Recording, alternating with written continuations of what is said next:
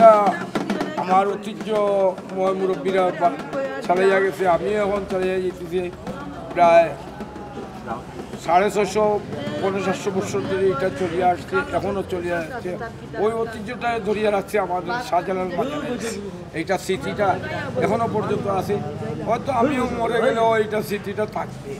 আমি প্রায় 40-45 বছর, আগে তো কোনো সাইরন আসে না, কোনো কিছু আসে না, আদি জমানা ছিল। তখন প্রত্যেকটা নমাজের টাইম এইটে দিয়ে বাজাইয়া দিছে এবং সেরির টাইম, পচার টাইম সবগুলো এইটে দিয়ে উঠিয়া সেরির ব্যবস্থা করে, এরপরে সেরির সাইরন দেয়। এখন বর্তমানে সাইরন আছে, সাইরন দেয়, তার বাদে আস্তে আস্তে তারা খাওয়া দাওয়া।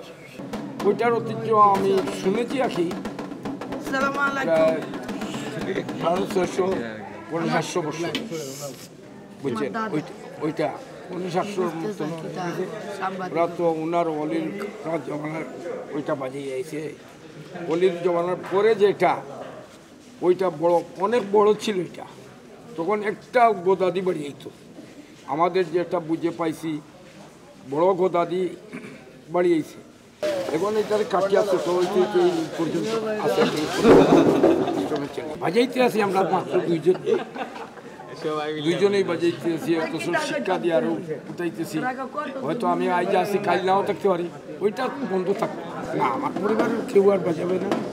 দেখো, আমার পরিবারের বাজাইছে না, আমার আত্মীয় স্বজনের মধ্যে আর কি, আমাদের মাজারের স্টাফের খাদিম স্টাফের মাধ্যমে থেকে এইগুলো থেকে ওরাই বাজিয়ে চলিয়া গেছে, ওরাই দেখাইয়া দিয়া গেছে। আপনাকে বলতেছি যে দীর্ঘ 700 বছর আগ থেকে এটা বাজানো চলতেছে এবং এটা থাকবে।